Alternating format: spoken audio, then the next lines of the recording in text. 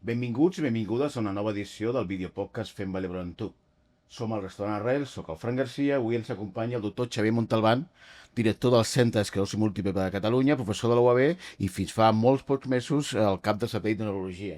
Doctor, gràcies per acompanyar-nos, un plaer tenir-te aquí amb nosaltres. Gràcies per invitar-me.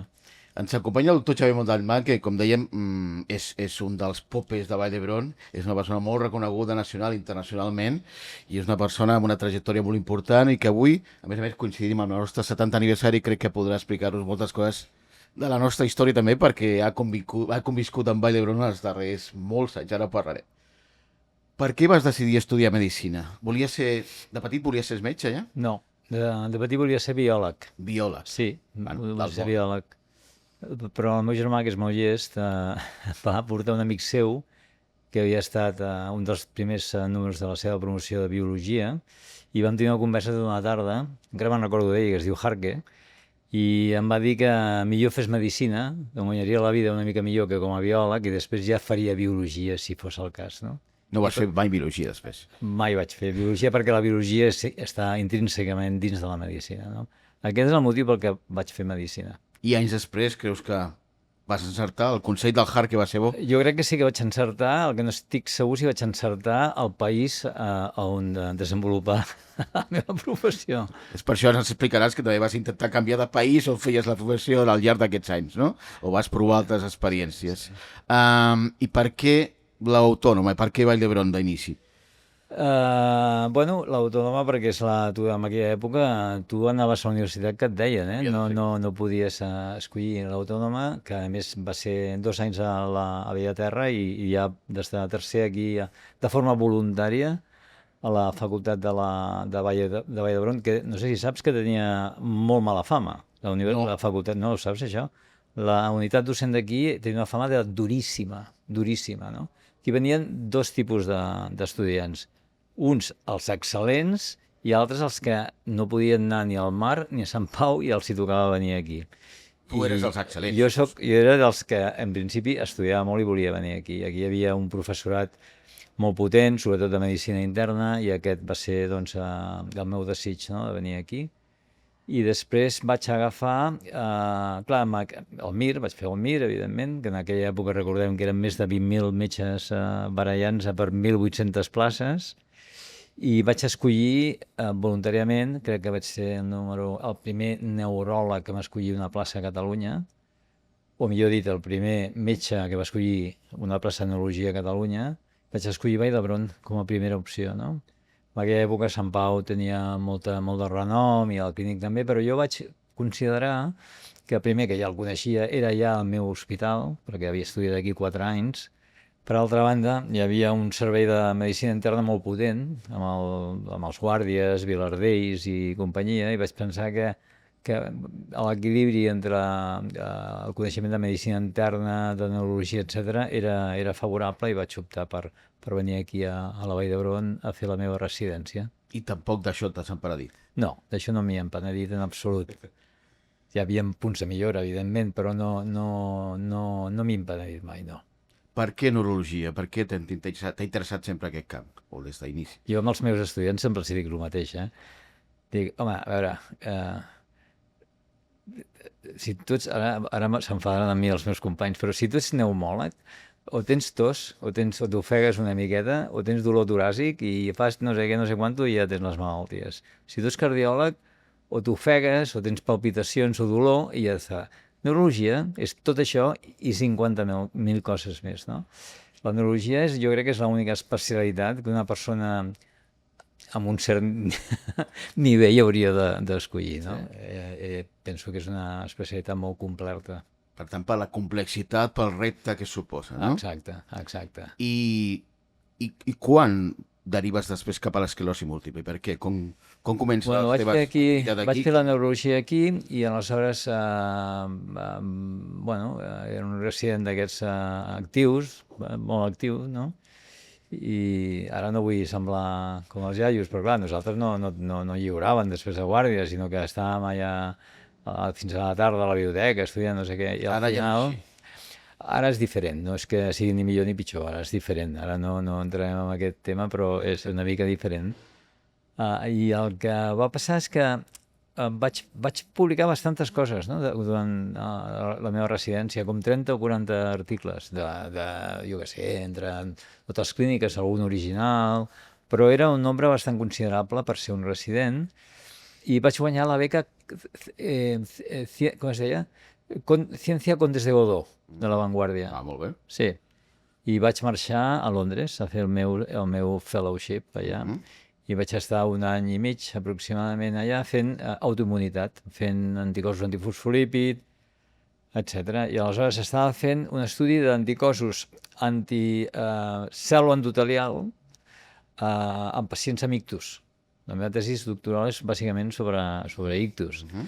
I vam tenir, jo rebia mostres d'aquí de l'hospital, i de sobte, amb una pacient jove, van sortir uns títols d'anticossos anticel·lular endotelial molt alts, que no ho havia vist mai, no?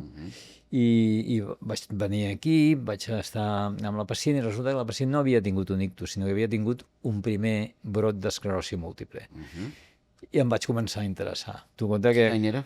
Això devia ser, ara fa ja vergonya de dir-ho, però clar, això em sembla que devia ser el 89, no? I el que va passar és que aquí, mentre jo era resident, em sembla que vaig diagnosticar, vaig veure 2 o 3 casos d'esclerosi múltiple durant tota la meva residència. I ara un resident veu, no sé, quants desenes de pacients amb esclerosi múltiple. I aquest va ser l'inici del meu interès amb l'esclerosi múltiple. Explica'm què és l'esclerosi múltiple, no només per professionals de Vall d'Hebron, que molts d'ells que ho saben, sobretot els neuros, sinó el gran públic. És una malaltia que és una malaltia, de fet, del sistema immunològic, no? Perquè el que fa el sistema immunològic és que s'equivoca, i en lloc d'atacar els virus, a les bactèries, que és el que hauria d'atacar, el que fa és atacar directament a la funda de l'axó, que es diu mielina, que és una capa de greix envolta l'axó, i a l'inflamar-la, al destruir-la moltes vegades, produeix símptomes que poden ser molt variats, no? Es diu la malaltia de les 1000 cares, a vegades és difícil de diagnosticar. Jo crec que el seu interès fonamental és que és una malaltia prevalent aquí en el nostre país i que encara és la primera causa de discapacitat amb l'adult jove. I jo crec que aquest és l'interès, aquest va ser el motiu pel qual em vaig interessar amb la malaltia, bàsicament. I passa per factors genètics, passa per altres causes... Hi ha un component genètic, evidentment, com en tot, però hi ha una infecció per virus d'Epstein-Barr, condició sine qua non. Si no t'infectes pel virus d'Epstein-Barr no tindràs esclerosi múltiple. El problema és que el 95% de la població ens hem infectat en alguna ocasió. El virus d'Epstein-Barr és la malaltia del petó. Saps? La mononucleosi infecciosa, el que passa que a vegades no fas mononucleosis infecciosa, sinó que t'infectes de forma simptomàtica.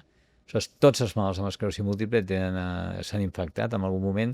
El 95% de la població en general, tu i jo, segurament també tenim anticossos. No? Hi ha un component genètic i després hi ha una sèrie de factors ambientals, tabaquisme molt important, dèficit de vitamina D, un altre factor important, etc. No? I aquesta malaltia ara ja l'estem controlant fins a un punt, si vols després parlem una micatona, però en aquell moment era tot un repte. Ningú volia, si estem parlant del passat, ningú volia ocupar-se d'aquests malalts. Els malalts que eren joves, és una malaltia de joves, que anaven malament i que no teníem tractament. Era una malaltia que estava distribuïda entre diferents especialistes de neurologia, i aleshores quan vaig tornar, que aquí em va ajudar molt, haig de mencionar perquè un ha de tenir memòria, no? I ha de reconèixer, no? I aquí m'ha ajudat molt la doctora... el doctor Salgado de la UCI va ser el que em va recomanar demanar la beca aquesta, o sigui que va ser la d'Anglaterra. I després la doctora Boada i el Mercè Boada, que ara és la directora d'ACE, d'Alzheimer Center a Barcelona, que va estar aquí molts anys, no? Com a neuròleg, i el doctor Schwarz, pare, que era el director mèdic en aquell moment, quan vaig tornar a Londres em van incorporar a l'hospital. I jo d'això... Vas estar a Londres? Vaig estar 1 any i mig, aproximadament. Vaig fer un fellowship d'1 any i mig, aproximadament, no? I bé, vaig arribar aquí, sí, van començar a fer una consulta d'esclerosi múltiple, vaig Quan agafar... tornes ja t'especialitzes completament en esclerosi? Vaig fer molta de tot, no? Molta neurologia general, molta guàrdia, molta planta, evidentment, però sí, la consulta externa la vam començar a dissenyar, o vam començar a fer només esclerosi múltiple, dijous per la tarda, divendres per la tarda, perquè no hi havia consultes, fins a les tantes de la tarda del divendres. Vaig enganyar la doctora Tintoré, que era una resident en aquell moment jove, em sembla que era R2 quan vaig tornar, o R3, i van començar plegats, no?, a fer la consulta i fer protocols, tot això, que ara sembla tan obvi. En aquell moment fer un protocol era com una fantasia, no? I vam demanar la primera... Jo crec que jo vaig ser el primer neuròleg que sortia d'aquest hospital, que va sortir fora, a l'estranger. Ara és quasi una condició sine qua non. I també crec que vaig ser un dels primers que va demanar una beca FIS amb èxit, i ara, si vols, t'explico quasi un delicte que vaig cometre. No, ara no, ja, explica'm el delicte. Això m'interessa. No, mira, vaig demanar una FIS i me la van donar. I amb la FIS hi havia material fungible, que era una incubadora de flux laminar. Ja saps això? No. Era una incubadora, Ho estic imaginant. una incubadora de flux laminar, era una nevera de menys 80, un congelador menys 80 i una centrífuga, una gran, no? Clar, tu saps que per demanar FIS el director gerent de l'hospital ha de signar, conforme està d'acord amb allò. Qui era en aquell moment? Ostres, no me'n recordo i potser no t'ho diria, però, millor, no? Si era delicte, no. Ho van signar. I aleshores van comprar el material i tal i qual, el van deixar baix on està el main su, al sòten, i al cap de... I jo demanant espai per posar al laboratori, espai per posar al laboratori, espai per posar al laboratori, i tu ja saps què t'haig d'explicar, no? I aleshores vaig rebre la primera, una carta, perquè en aquell moment jo crec que no hi havia mail, una carta de la FIS demanant-me el primer report de la beca, i jo em vaig posar com una moto, perquè jo en aquell moment, i encara ho soc, però en aquell moment era molt seriós, era molt responsable.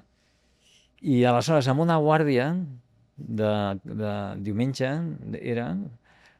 vaig donar d'alta, és que és com un acte criminal, però ara imagina't ara, estàvem a la 9ª planta per ells, i una de les habitacions de 2, vaig donar d'alta les 2 pacients que hi havia a l'habitació, vaig agafar uns quants amics meus saladors, vam treure els 2 llits, els vam posar al sòten, vam agafar les 3 peces, vam anar cap a dalt, les vam instal·lar, un de manteniment em va fer això, el diumenge, va fer algun arreglillo de l'aixeta, no sé què, no sé quanto, i el dilluns pel matí, a l'Hospital de la Vall d'Hebron, tenia 2 llits menys i un laboratori més.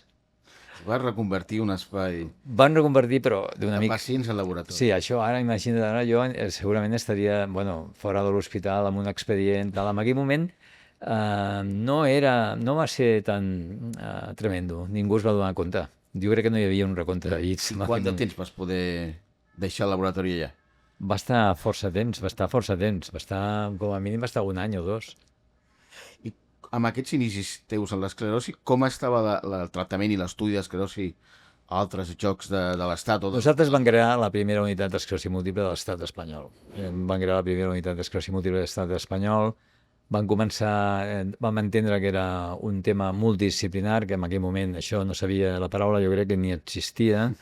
Vam contractar amb fons propis amb una psicòleg en aquell moment, la doctora Cecília Borràs.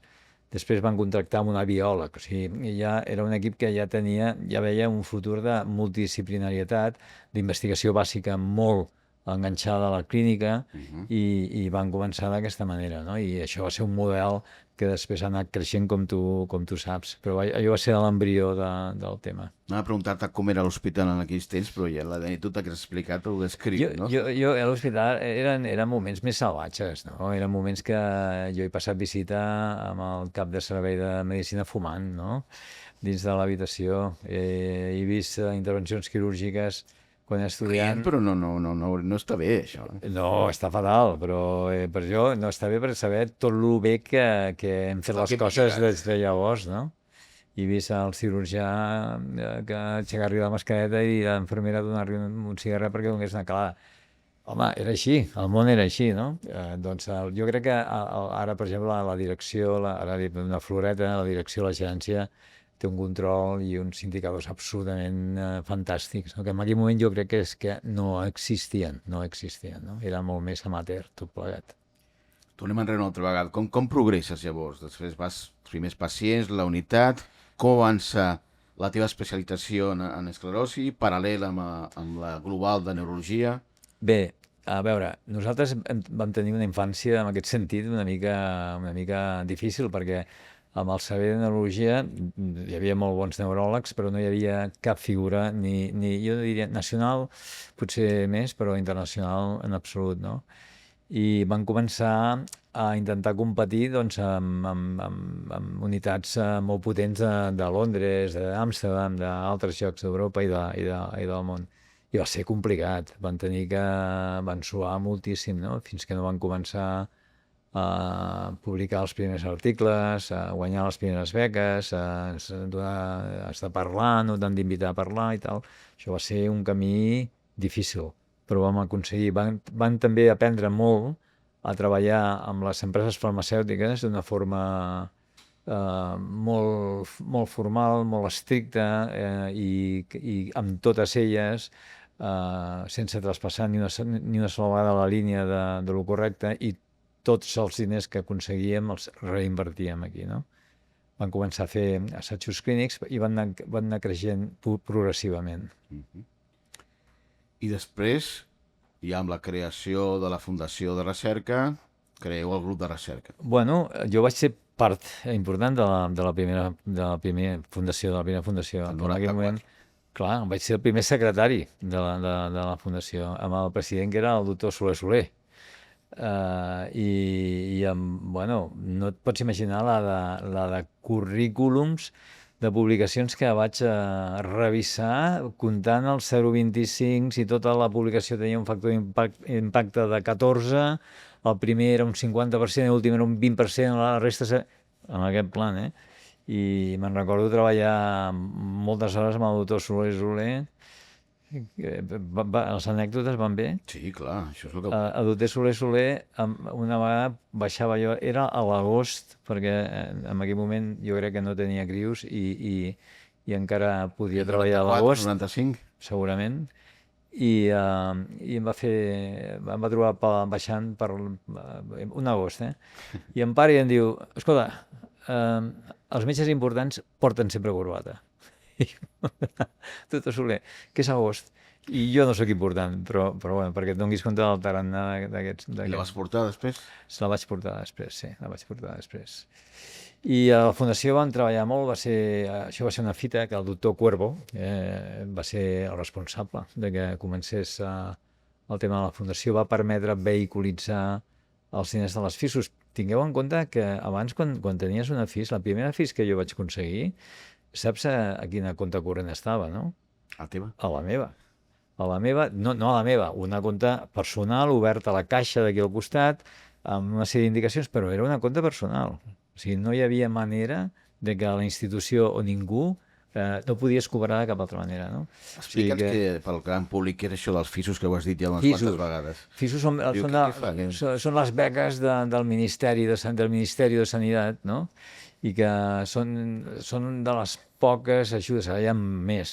Però abans era més fonamental per tirar abans eren el dia a dia de la vostra. Era la manera de demostrar que tenies musculatura científica, no? Havies d'aconseguir beques, encara ara. I eren absolutament importants. Les fèiem sense ordinador, clar, jo soc de l'època que vaig fer la tesi sense ordinador, i no teníem internet. Això sí, quan feies vacances. No hi havia mòbils, no hi havia internet. Això no està malament. Això ha canviat una miqueta. Això ha canviat una miqueta, sí.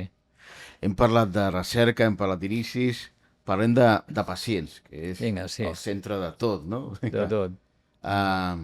Com és la teva relació amb els pacients en general? Com els teus inicis, com evoluciona la teva relació amb els pacients? Bueno, a mi l'únic que m'importaven eren els pacients, i encara ara, no? Però parles en passat. No, veu dir en aquell moment el 100% de la teva dedicació era assistencial, no? I hi havia un 20-30%, això sumava un 130%, Això és un percentatge que no...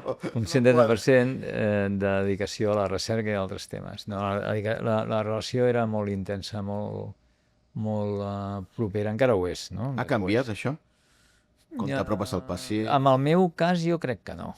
En el meu cas jo crec que no. I jo crec que amb els joves també són capaços d'empatitzar en general moltíssim i tal, no? Però sí, passes hores, no? Quan ets resident passes hores amb els pacients a la planta. Els hi agafes carinyo. Has d'intentar protegir-te una miqueta emocionalment, però no ho aconsegueixes sempre, no? Jo me'n recordo d'algun pacient, no? I, bueno, me'n recordo de pacients, sí, clar. Crec que hi ha una pacient, que és Maria, que et va marcar bastant. Bueno, Maria em va marcar, sí, sí. Qui era Maria? Qui és? És una noia, no puc parlar. Pots beure aigua. No, No pots parlar de Maria. no. Però són pacients que realment et copsen, no? Que marquen la teva vida.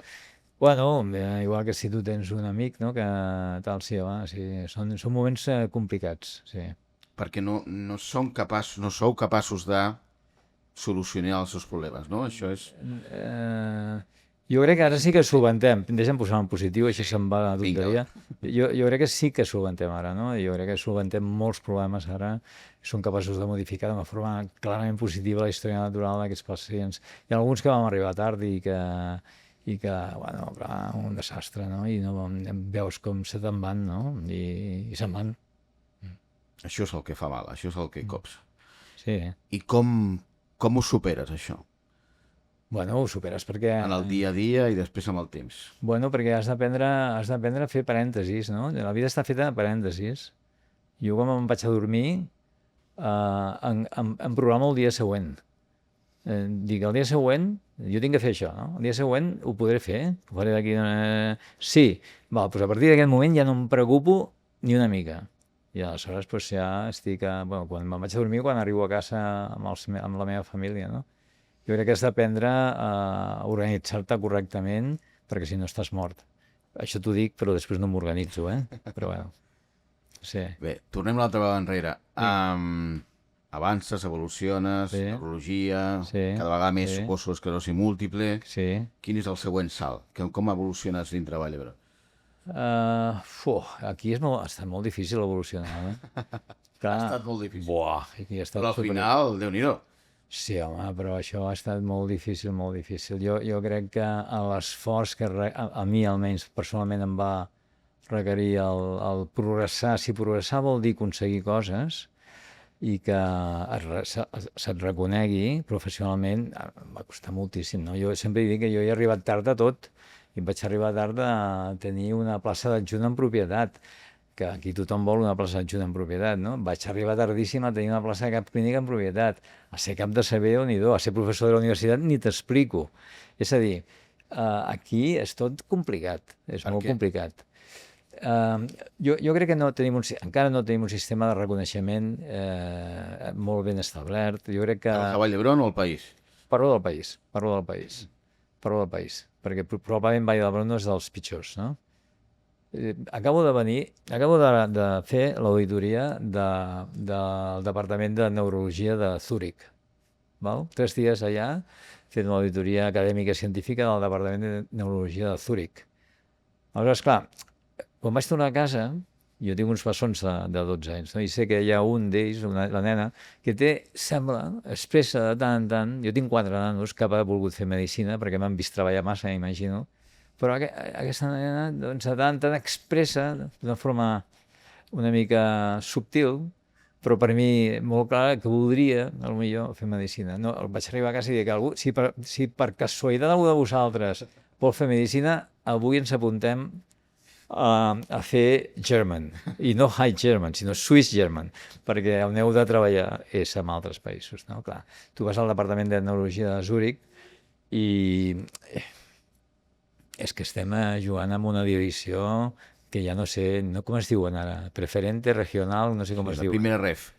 La primera ref es diu, però estem jugant amb aquest nivell, no? A nivell de capacitats, d'infraestructura, de recompensa, no? Impossible. Després diem clar, que si la qualitat de vida, que si... Vale, potser sí, però no és tot. Jo crec que ens falta en aquest país encara molt per caminar. Si ens hem d'emmirallar amb altres països del món, europeus o de l'altra banda de l'Atlàntic, ens falta molt. Aquí tenim una pressió assistencial que és molt forta i que, home, el primer és el pacient, no? Com tu dius. Però, clar, també has de veure com arribes als 65 anys fent una bona assistència sense estar cremat. No? Això és molt important. O sigui, reconeixement i recompensa és fonamental i no ho tenim encara ben treballat. El que sí tenim és talent, molt talent. Bueno, cridar l'atenció. Mira, ara t'explicaré. El Departament de Neurologia de Zúrich, no sé si el de Zúrich no ho dieu molt, perquè clar, però brutal a nivell de recursos, però saps una cosa? Que el Departament de Neurologia d'aquí té el doble de factor d'impacte, veu el doble de pacients i amb un terç de la meitat de les persones.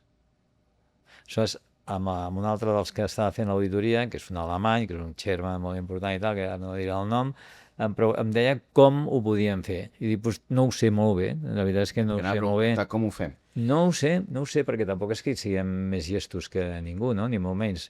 Penso que treballem, no? No hi ha molts secrets. Jo penso que treballem i treballem molt, i penso que els joves també treballen molt, encara que estan una miqueta criticats últimament, però penso que els joves també treballen molt. Però sí, falta reconeixement i recompensa. Per tant, tot i que molta gent diria que ets un home que ho ha aconseguit tot, potser sí, però has trigat molt a aconseguir. Jo tinc la sensació de que a mi m'ha arribat tot tard, de veritat, ja t'ho he explicat, o sigui, tot m'ha arribat molt tard i he tingut molts problemes amb molts directors de l'hospital, amb molts gerents de l'hospital, amb molts gerents de l'ICS, i he anat a la conselleria, al conseller sent un micaco, allà a explicar-li el que pensava i tal, o sigui, no ha estat fàcil. Per altra banda, també és cert que he trobat gent absolutament fantàstica, no? He trobat gent a nivell de direcció i de gerència brutal, no? Amb una capacitat innovadora, amb una serietat, no? Que m'ha permès també evolucionar, però no ha estat fàcil ni molt menys. La idea de crear un centre d'esclerosi múltiple, per què? Perquè en aquests moments ja eren molt bons. Van fer una cosa molt important, jo crec, que és que, ja ho has dit tu abans, que és que des del primer segon vam estar col·laborant moltíssim amb els pacients. Ara que volem empoderar els pacients i tal, clar, els pacients formen part intrínseca del CEMCAT. És una part intrínseca del CEMCAT, no? O sigui, van donar veu amb els pacients, van començar a treballar molt amb la Fundació Esclerosi Múltiple, van participar en totes les campanyes que ells feien, agafàvem el cotxe, anàvem a Andorra a fer una xerrada o anàvem a no sé on a fer xerrades, sense un duro, la benzina te la pagaves tu, evidentment, i jo crec que aquesta combinació de pacient amb associació i el talent neurològic, no?, va fer que en un moment determinat diguéssim, escolta, aquí tenim una massa crítica molt important de clínics, de neuròlegs, d'infermeria, de fisioterapeutes, de logopedes, neuropsicòlegs, d'investigadors bàsics, una massa crítica que fa que probablement es podem plantejar el de fer un centre dedicat, no? Aleshores, amb la complicitat de les persones que estaven al càrrec en aquell moment, la doctora Marina Geli era la consellera en aquell moment, ens va ajudar moltíssim. També la gerència i la direcció mèdica d'aquí doncs van aconseguir després de... També tard? Bueno, va ser difícil. Va haver-hi un moment, no? Fa 11 o 12 anys, no? Que l'edifici, el CEMCAT ja fa des del 2006, però l'edifici fa... Parlo del centre en si, no de l'edifici.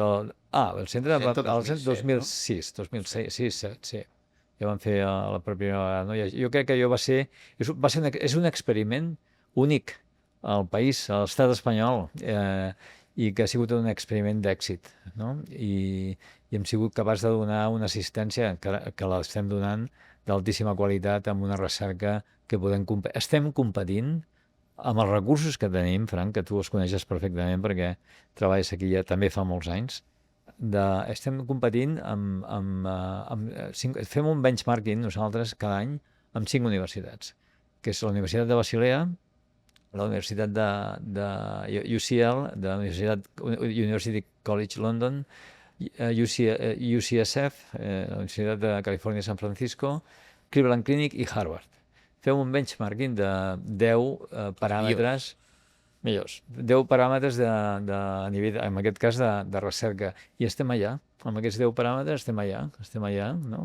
Competint any darrere any. Si a l'altra banda poséssim els diners que ells tenen o els que tenim nosaltres, la cosa seria absolutament brutal, no? O sigui que, en aquest sentit, sí, no sé, ara torno a la pregunta que m'has fet abans, com ho fem? No ho sé molt bé com ho fem, no tinc una... Jo crec que també hem tingut la sort d'anar afegint talent al centre, no? Hem anat afegint talent que no l'hem pogut anar a buscar, perquè tu saps que fitxar aquí és més o menys impossible. Si vols ara t'explicaré com fitxàvem a Toronto, però aquí no pots fitxar perquè no tens capacitat per fitxar, no tens res que oferir. L'atracció i retenir el talent és el més difícil. I retenir el talent, no? Atraure'l i retenir-lo, però hem tingut la sort d'anar identificant residents, molts d'ells que venien d'aquí o altres que venien d'altres llocs però que volien estar amb nosaltres, i al final tenim un equip brutal. Tenim un equip que té, en aquests moments, 7 o 8 International Key Opinion Leaders. Això no és freqüent. Això no és freqüent en absolut. Vol dir que són persones que els demanen per anar a qualsevol lloc del món. Són referents mundials. Són referents mundials, no? I que estan als highly cited researchers, etc. Jo crec que ho hem fet bé. A l'hospital, l'ambient, l'ecosistema de l'hospital ens ho ha permès. Però jo tinc moltes esgarrapades. El meu cos està ple de cicatrius, no? De lluites i de tal. Ara ja fa molt temps que no. A mesura que fas gran, fas molt sènior i primer que tu ja no tens ganes de barallar-te, segon que... Aspires més, no? Aspires més i la gent et respecta més, aquestes coses, no? I és més fàcil tot plegat, sí. Com ha evolucionat el tractament i la recerca d'esclerosi des dels inicis fins ara i mirant cap al futur? De la neuro, en general. De la neuro en general, no? És que no té res a veure. Per això, quan a vegades... Jo sóc un gran defensor dels residents, no? I dels joves. Perquè el que han de saber ara els residents de neurologia, comparat amb el que havíem de saber nosaltres, que no té res a veure. Han de saber 50 vegades més. Perquè tot ha evolucionat tantíssim a nivell d'epilèpsia, la quantitat de condicions genètiques que produeixen l'epilèpsia, els tractaments, a nivell de l'ictus, imagina't l'ictus, a nivell de l'esclerosi múltiple, l'Alzheimer ara està començant en plena revolució neuromuscular. Compte que la neurologia, cada una de les, jo no li dic sinó superespecialitats, per si sola ja és una àrea de coneixement, perquè si tu ets un expert en patologia del nervi del muscle, és que no tens ni idea d'Alzheimer i de Parkinson, no sé com dir-te, no? Pot ser un neuròleg general, que és una figura que la necessitem, necessitem neuròlegs generals, però en aquest hospital, en aquests moments, tenim un servei de neurologia, jo crec que és el millor servei de neurologia d'Espanya, que em sembla que portem 5 anys consecutius que ens han avaluat com el millor servei de neurologia d'Espanya, i és perquè tenim molt de talent, no? Tenim aquí gent com, jo que sé, la doctora Patricia Pozo, que la coneix tothom arreu del món, el doctor Carlos Molina, el Marribó, etc. La doctora Martín Toré, i això és el que ens fa fort, no? El que et preguntava, com ha avançat l'esclerosi? Com podem solucionar problemes com els que abans no podien solucionar?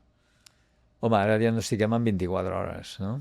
Hem desenvolupat criteris diagnòstics i eines de diagnòstic de ressonància superràpides, supersensibles. Gràcies a la tecnologia, simplement? És que els metges no inventem res, no? Els que inventen són els físics, són els matemàtics, però nosaltres el que fem és aplicar el que ells fan, el que ells inventen, no? I jo he viscut de R2, tot m'ha passat, de R2 sí, vaig veure la primera ressonància cerebral. No existien, li feien ventriculografies i coses d'aquestes estranyes. I encara me'n recordo la impressió tan brutal de veure un cervell com es veia, i mira que era una qualitat horrible, això ho va inventar un metge? No. Ho inventen físics, matemàtics, químics. Nosaltres apliquem. És que no té res a veure. És que parlar de la neurologia d'avui amb al principi és absolutament impossible. A nivell diagnòstic, a nivell terapèutic, a nivell d'eines que tenim per diagnosticar i per tractar. No, és com un altre món. Torno a insistir, és que no teníem mòbil, no teníem internet. Jo soc de l'època pre-internet, brutal, però és així. Clar, o sigui, és difícil d'entendre. I cap a on anem? Jo crec que anem ja a la medicina molecular, no? Al final tot té un origen genètic amb una participació segurament vírica. Si tu vols que et resumeixi el món i l'univers, no? de la medicina, jo crec que al final el tema serà d'un estudi genètic absolutament molt precís i una identificació de partícules, sobretot infeccioses, però sobretot víriques, no? Que són les que produeixen moltes de les malalties que avui dia encara no les tenim del tot etiquetades. Cap aquí evolucionarà. I un pacient d'esclerosi múltiple té una vida molt millor de la que tenia abans. El pronòstic de la malaltia ha canviat d'una forma tremenda. Fa 25 anys la probabilitat de que una persona als 40 anys arribés a una discapacitat determinada era un 80 i pico %, ara és menys d'un 15%. I això va millorant. Però no vull donar tampoc un missatge banal, perquè de fet encara és una malaltia molt seriosa i encara, desafortunadament, hi ha un percentatge de pacients que, malgrat que ja no tenen brots, la inflamació focal ja l'hem guanyat, no? No tenen brots, no tenen noves imatges a la ressonància, però fan una progressió de la discapacitat que no podem evitar encara, no? I encara és una malaltia seriosa en aquest sentit. Aquest és el forat que tenim negre, no? Que és la neurodegeneració, que ja sembla un tòpic, però és que és exactament així, la neurodegeneració, que les vies són molt comunes entre la múltiple, l'Alzheimer, el Parkinson, la ELA, totes aquestes malalties al final acaben amb una conseqüència que és la destrucció neuronal, no? Que és la que produeix els símptomes. I aquí encara tenim feina, Deies abans que costava recordar casos d'alguns pacients, casos negatius, casos positius. Me'n recordo d'un pacient que se'n va morir de R2 amb una hemoptisis que se'n va morir amb mi. Ell es va morir i una mica també. Abraçats, no? Sí. Però també... De medicina.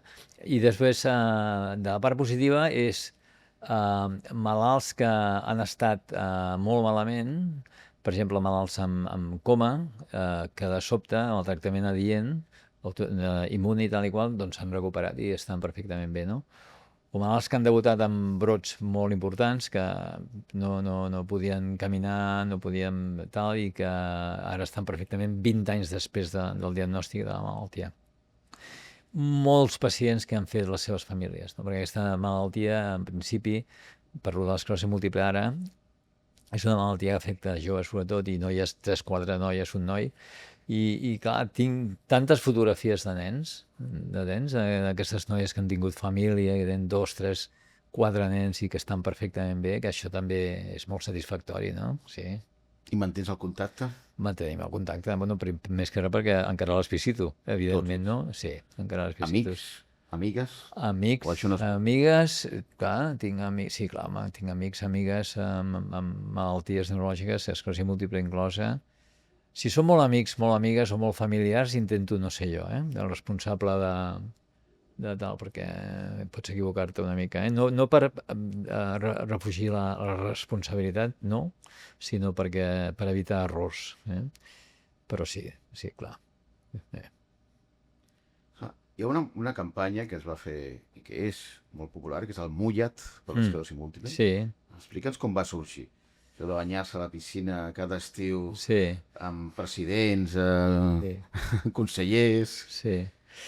Això va... Mira, ja va haver-hi una presidenta de la Fundació Esclerosi Múltiple, que és la que va començar la FEM, la que va fundar la FEM i que va aconseguir amb nosaltres el CEMCAT, l'edifici de CEMCAT, que és la senyora Rosa Maria Estrany, que encara viu, està bé, és gran, certament, i aquesta senyora va ser brutal, era una canya, era una senyora que aixecava el telèfon i se li posava a tothom. Tothom vol dir tothom. I aquesta senyora va aconseguir moltes coses. I aquesta campanya, jo crec que, no sé si, ara no et vull dir una mentida, no sé si es va copiar d'algun país, d'Itàlia, no estic molt segur, però es va començar de forma discreta i ara, clar, és un clàssic de Catalunya en aquests moments, no? Hi ha unes 600 piscines que participen. Ara ja s'està preparant el d'aquest any, ja està pràcticament tancat i de fet, no tenen capacitat per acollir o per donar servei, per dir d'una altra manera, a totes les piscines que demanen participar-hi, no? I com tu dius, la veritat és que els polítics han estat sempre molt al costat del mullet, encara que, també haig de dir, És fàcil mullar-se a la piscina, però potser no tant després, no? no, el que no es pot fer és aprofitar un acte com el mullet, que és un acte per una malaltia i per tant per als pacients, per fer política. No, això no es pot fer. Aleshores, masses vegades els periodistes, que sou tremendos, en lloc d'interessar-se pel mullet en si o per la malalt, no sé què, no, pregunten per temes polítics en aquell moment d'actualitat. Però clar, jo com ja tinc moltes canes i tot això, en els últims anys, amb el polític que venia de torn, ja li deia ni una sola pregunta, ni una sola resposta que no tingui que veure amb la malaltia. I la veritat és que en aquest sentit als periodistes també se'ls diu sisplau, no aprofiteu aquest acte per fer política, no? Centrem-se mindfulness, ens hem de centrar avui amb l'esclerosi múltiple i amb el mullet i tal. I encara me'n recordo la Laura Borràs, que va venir fa uns anys quan encara estava activa, que, clar, la Laura Borràs a mi em deu passar un pam aproximadament, no? I jo pues, hi vaig dir això, i em va mirar amb una cara així somrient al dir pues aquesta, pues tens tota la raó, gràcies per comentar-ho. Vaig pensar, ben normal que s'ho ha pres bé. Sí. Has parlat abans de les teves experiències internacionals, de com compares, el que hi ha, el que hi ha. Potser per això vas marxar a Toronto. Per què vas marxar a Toronto 3 anys, no? Del 17 al 20? Sí. Bueno, vaig marxar... Bueno, el que va passar, si vas dir que t'expliqui historietes. Explica. Ens van trucar de la Fundació Esclerosi Múltiple que venien dues famílies de Canadà que estaven relacionades amb la Societat d'Esclerosi Múltiple de Canadà i que volien visitar el CEMCAT. I nosaltres encantats perquè ensenyem el CEMCAT doncs, moltes vegades, no? I hi ha molta gent de molts països, etc. Van venir aquestes dues famílies, els dos matrimonis, no es coneixíem de res, un matrimoni estava interessat i estava involucrat, perquè ja s'involucren de veritat, saps? Perquè el fill tenia esclerosi múltiple i l'altre perquè la mare tenia esclerosi múltiple. I aleshores van venir al centre, van estar 3 o 4 hores, els van passejar, tots els professionals els hi van explicar. Jo crec que el que va passar és que els professionals no va estar preparat, però, per exemple, el fisioterapeuta, doncs els hi va explicar el que feia amb un entusiasme tremendo, no? A la logopeda, els neuropsicòlegs, els investigadors, els neuròlegs, les infermeres. Bueno, i vam veure les instal·lacions, després vam fer una reunió, ens van preguntar 1000 coses que no estàvem ni preparats per tot el que ens van preguntar. Després van anar a dinar, que els vam invitar a nosaltres, i van tenir amb la gent que havia participat i tal, i van marxar. Aleshores, el que va passar és que quan van arribar allà a Toronto, aquestes dues famílies, el que nosaltres no sabíem és que eren dues famílies molt riques. Quan dic molt rica, vol dir molt rica. I que van arribar al St. Mike's Hospital, que està allà a Toronto, i li van dir amb el gerent del CEO d'allà que si els donaven 3.000 o 4.000 metres quadrats, ells posarien 40 milions de dòlars per crear un centre a imagen i semejança al que teníem aquí. I aleshores doncs em van invitar a anar allà, i jo vaig anar, però jo vaig anar per educació i tal i qual, no? I vaig estar 3 o 4 dies allà, i al final, quan estava al cap d'altres dies, em vaig donar compte i dic, si aquesta gent m'està entrevistant, perquè m'havia reunit amb la directora, amb la chairman del Departament de Medicina de la Universitat, amb el dean de la universitat, amb el CEO, amb el cap de residents, amb el cap de servei de neurologia, de 3 hospitals. I aquesta gent no és normal, això, no? I el que van fer és que em van fer una oferta. Em van fer una oferta posteriorment, no? I una oferta de ser el director de la divisió de neurologia de la Universitat de Toronto, que són 8 hospitals, i de dissenyar i crear el centre d'esclerosi múltiple d'allà, que es diu Barlow MS Center, perquè de Barford, que és una de les famílies, i Law, de Love, que és l'altra família, Barlow. Aleshores vaig estar dissenyant des d'un punt de vista funcional i arquitectònic. Vaig tenir la sort de tenir reunions cada 2 o 3 setmanes amb un arquitecte que està considerat dels 3 millors del món, que és Pontarani, i treballar amb ell era una experiència, perquè ell treia les seves fulles vegetals amb les seves plumes de colors diferents, i el que jo li anava dient i ho anava plasmant i tal. Al cap de 3 dies jo ja tenia tot ben muntat i tal. Va ser una experiència tremebunda aquella. Vaig fer el pla estratègic de la Universitat de Toronto també, del Departament de Neurologia, i vaig aprendre el que vol dir filantropia allà, el que vol dir filantropia, bueno, per mi va ser una experiència tremenda. És probable, no vaig deixar de ser el cap de servei, jo crec que... Com feies compatible això? Bueno, amb tot el que tens aquí. Aquí tenia un 20% de jornada, però continuava sent el cap de servei oficial de neuro. Hi havia un altre cap de servei interí, no? Que és el doctor Álvarez, que no era... No. I el director del CENCAT, el que vaig inventar el Zoom, perquè abans del Covid. Abans del Covid nosaltres fèiem cada dia feien Zooms, no? I després ja amb el Covid això ja va ser molt complicat, però jo venia cada mes, estava aquí 4 o 5, 6 dies. El Covid va ser molt tremendo, no? No podia viatjar, tenim tota la nostra família aquí, exceptuant els nanos, no? Estava aquí, els pares de la meva dona eren grans i estaven aquí, al final vam prendre la decisió de tornar un cap de setmana, decisió difícil, però clar, quan estàs aquí una altra vegada et dones compte i dius, ostres, quasi que, bueno, no diré gràcies al Covid, però sí, s'està millor aquí. O sigui, vas portar la família allà? Home, sí. Jo no... Anys, clar, no podia anar i tornar cada cap de setmana, no estava tan a prop. No, això no. Jo tinc 4 nanos i els 2 petits tenen 12 anys, són bessons de 12 anys, i van estar allà de molt petits, no? I de fet el seu primer idioma és l'anglès, no? Ells parlen anglès entre ells, i malgrat que hi ha una cosa que m'enfava una miquetona, perquè allà a Toronto de fet només parlaven català, nosaltres a casa només parlem català. I quan van tornar, ostres, el seu segon idioma és el castellà, tu. I el tercer és el català, que el parlen molt bé, però el tercer idioma, saps? Això ha canviat. Això sí, a mi això no m'acaba d'agradar gaire, però bueno. No, em vaig portar tota la feina des del primer dia.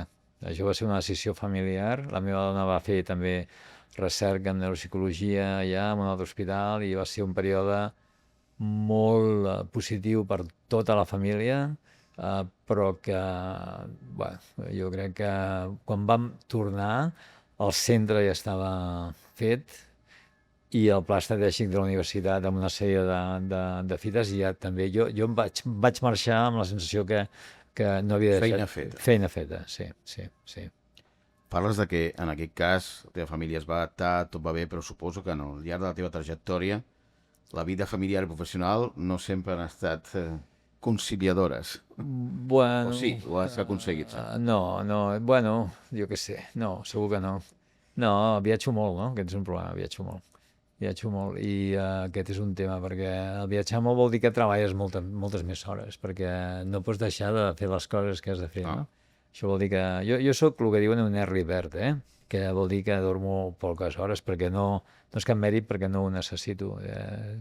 Necessito poques hores i m'aixeco molt d'hora i això m'ajuda. Un d'ells més al dia.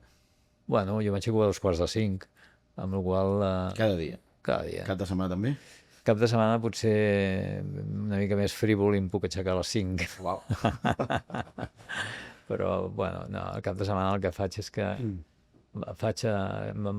m'espero quan veig que s'estan despertant els nens, aleshores em torno a posar al llit perquè volen venir amb mi al llit, que és un moment molt, molt màgic, no, encara. No, bueno, treballant. A la teva pregunta en concret, que es pot fer millor, clar. Si viatges menys i treballes menys, estàs més amb la teva família. A què tens per fer algun hobby en tot això? Tens viatges, Hobby. de feina... Hobby. Què t'agrada fer quan no treballes i quan no estàs a la família? Bueno, O a la família? m'agrada llegir. Ara no llegeixo tant com llegia abans, ni molt L'últim menys. llibre que has llegit? Encara... És que es diu Exercise, que estic llegint. Es diu Exercise, que és d'un escriptor, és un investigador de Harvard, que està actiu, i que fa un llibre molt interessant amb alguns mites, els va trencant, no? A mi m'interessa el tema de l'esport i el tema d'estar en forma físicament, no només des del punt de vista físic, sinó també ja saps que quan tu corres les sinapsis de les neurones estan a tope, no? O quan fas exercici físic. A mi m'interessa llegir, m'interessa l'esport, faig el que puc, jugo una mica a tennis, esquiu, m'agrada molt caminar, no faig res especial, però intento mantenir-me en forma, no? Viatges també o ja tens tants viatges de feina que... Viatjo, sí, amb la família viatgem. Home, per mi és una obligació viatjar de turisme, perquè no vull agafar un avió de vacances, però si no, clar, els nanos no... Sí, viatgem, ara anirem, aprofito coses, Aprofito el Congrés Europeu de Neurologia perquè m'emporto aleshores a la família just quan acaba i estem allà 3 o 4 dies, no? I anirem a Helsinki... Bueno, sí, viatgem. Parlaves de cap de servei, que has estat cap de servei fins fa pocs mesos. Sí. També és una de les coses que creus que ha arribat tard? És una d'elles? Jo crec que has de ser cap de servei... A veure, una cosa, el que no has de ser cap de servei forever. Això és un tema que és impressionant, no? O sigui, tu hauries de tenir dos torns de 5 anys si ho has fet bé, o 4 o 5 anys si ho has fet bé, 4 o 5 anys més, i punto. Ja està, no? El que passa aquí és... no és de rebut, Però, per altra banda, i ara, si em permets, faig una cunya, però ara mateix, per exemple, es presenta al cap de servei de neurologia 2 persones que tenen l'edat correcta, potser una més que l'altra, per ser cap de servei, no? Perquè estan amb els seus 50, no arriba pràcticament, amb una energia, amb idees innovadores, amb carisma, amb leadership, etc. I allà és quan d'arribar. Ha d'arribar ja de forma natural, sense que t'hagis de matar. O sigui, t'han d'agafar i ha d'haver-hi, el que dèiem abans, ha d'haver-hi un procés de reconeixement. Què vol dir? Tu estàs fent aquestes coses, jo te les reconec, a l'hospital te les reconeix, te les valorem i et promocionem, no? Què és el que s'ha de fer? Clar, quan jo estava de cap de servei i tal, cada setmana amb la reunió que fèiem hi havia un moment de reconeixement. Vol dir, en un dia han donat, un ha publicat un article, no sé què, ostres, es diu en públic i se'l felicita. Un dia han donat el premi... S'avisa comunicació perquè ho expliqui. I s'avisa comunicació perquè ho expliqui. Exactament, tens tota la raó. Perquè si no, Tens tota passa. la raó. Doncs jo crec que ha d'arribar, les coses han d'arribar. Jo crec que s'ha... Mira, allà a Toronto, per exemple, els estudiants de medicina ja saben el que volen fer. Ja saben que els estudiants de medicina saben que volen fer neurologia i que la neurologia la volen fer aquí o allà i que quan facin aquí o allà i volen fer aquí o allà per aquest i aquest motiu, voldran fer aquesta superespecialització o no, per això, o sigui, ho tenen claríssim, quan són estudiants. Aquí arribes que no tens ni idea. Acabes a la residència que ningú t'ha explicat la vida encara.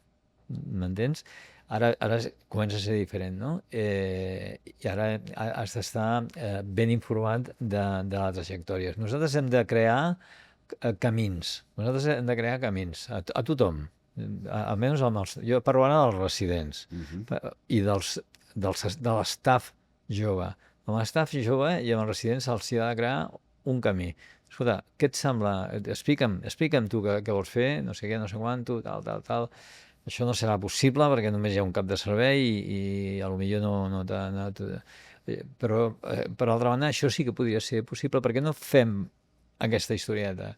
Jo crec que això és el que no s'acaba. Aquesta mentorització, que hauria de ser obligatòria, aquí a l'hospital hauria d'obligar a tenir 2 o 3 mentors a cada professional, no? Cada professional, tu també hauries de tenir, no sé si tens algun mentor oficial, no oficiós, no? Hauríem de tenir un mentor. Tu obligatòriament has de reunir amb aquesta persona cada 4 o 5 mesos i heu de parlar. I això és el que en altres països... El gerent. El teu mentor és el gerent. El que passa que els mentors, com saps, no poden tenir una categoria superior a la teva, perquè ja no són mentors. Han de ser iguals. Iguals, o si han de tenir més experiència segurament i tal, però que no tinguin res a veure amb la fulla de comandament, saps? Que no tinguin res a veure. Bueno, jo crec que això és el que hem intentat una miqueta a Neuro, d'anar dirigint les carreres de les persones. Quan s'emeti aquest videopodcast estarem a principis de juny, hauran passat uns dies del Dia Mundial d'Esclerosi Múltiple, que ja hem parlat, i efectivament hoy sabrem ja qui és el nou cap de servei o la nova cap de servei. Un consell, sigui qui sigui, cap a on ha d'anar el servei. Ja els heu dat, tots els... Sí. No, jo crec que el que han de fer és reunir-se en tots i cadascun dels membres del servei de neurologia de forma periòdica, tenir un programa d'això que acabo de dir, no? Saber els seus interessos, què volen fer, tal, ajudar, reconèixer i organitzar, no? Té un estil de direcció participatiu, no directiu en el sentit estricte, no presidencialista, i ja està, no? És un acte de... Jo crec que el ser cap de servei és un acte de generositat, perquè almenys amb els 2 que es presenten a la direcció és un acte de generositat per part seva, ja t'ho dic jo, perquè és més fàcil no ser cap de servei, no tenir aquestes servituds que tens com a cap de servei i dedicar-te una miqueta a la teva parcel·la, no?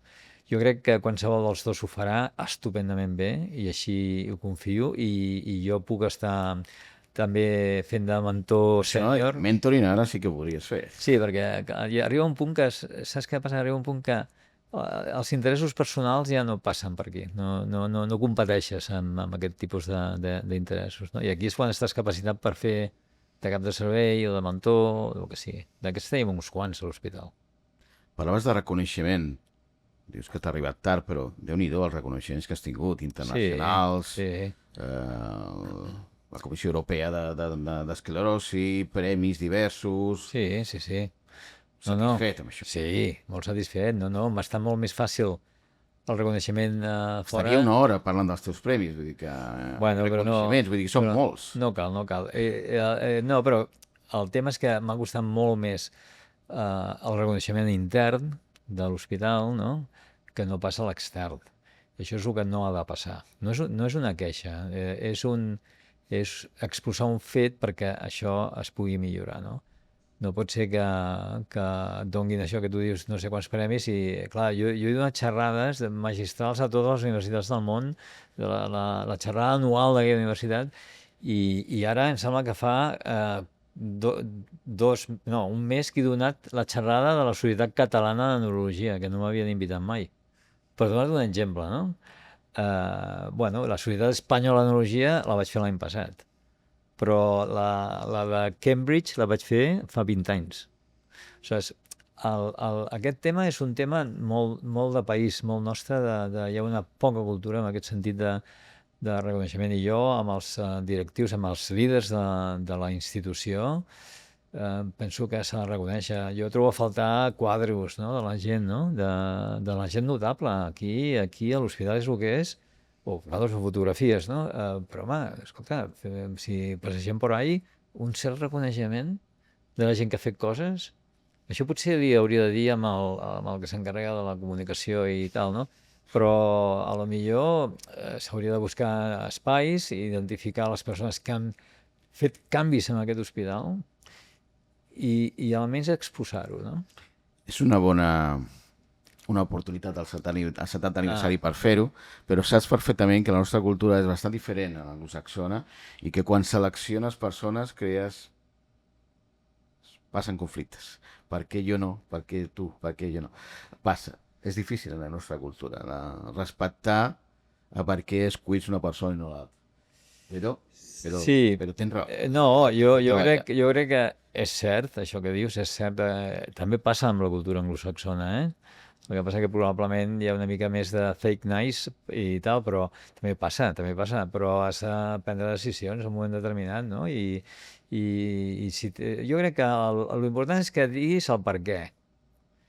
Abans d'escollir tu les normes, no? Has de fer això. Fas tics, que sigui totalment objectiu. O tot objectiu vull ser. Aleshores tu ja tens, mira, aquestes són les regles i aquí falten 2 tics. Pues, no sé, jo entenc el que em dius, però a la vegada sembla un hospital, tu passeges per l'hospital, no té història l'hospital, no? Té història? Molta història. I on està? No està personalitzada en noms o amb una placa, cares, no? o amb una no sé què. Jo crec que això li hauríem de donar una volta. Potser ara amb el nou Vall d'Hebron, no? I amb el Vir, per exemple, el Vir, no?, que és un edifici emblemàtic, doncs, home, val la pena començar a pensar d'aquesta forma, no? Molt bé, m'apunto al deure i treballarem amb això. Vale. Anem acabant. Hem parlat de passat, de present, futur. Què vols ser quan siguis gran? Sí, em queden encara uns quants anys aquí, si tot va bé. Ja hem parlat abans aquí amb els teus companys que necessites 1 o 2 amics que et diguin que encara cognitivament estàs correcte i tal, però em queden uns quants anys encara, si tot va bé i Déu vol, i el gerent també. Què vull ser? Anys per fer què? Anys per fer moltes coses. Ara, per exemple, hi ha primer per elevar el CENCAT encara més. Penso que encara ens falten àrees d'excel·lència a nivell de recerca bàsica molt importants. Crec que ens falta el tema de la ressonància magnètica, una sèrie de coses que encara falten al CENCAT. I ara tinc molt d'interès amb l'Alzheimer, no? Perquè l'Alzheimer està visquent ara una revolució que és absolutament la mateixa que vam viure nosaltres fa 25 anys, amb els primers tractaments modificadors de la història natural de la malaltia. I tinc molt d'interès en aquest tema i en aquest moment m'estic dedicant bastant també amb la malaltia d'Alzheimer i amb altres malalties neurodegeneratives. Però tampoc no t'amago que, escolta, que m'agradaria tenir més temps per fer més esport i per estar més amb els nanos i m'agradaria també, sí, quan sigui gran. Quan siguis. Exacte. Doctor, gràcies pel teu temps. Serveixi aquest videopodcast com un reconeixement també per part nostra. Gràcies. És la nostra foto al passadís de Vall d'Hebron, almenys és aquest videopodcast que mereix la teva trajectòria i esperem veure'ns per aquí molts anys més. Moltes Vinga, gràcies. gràcies, Fran. Moltes gràcies. Gràcies.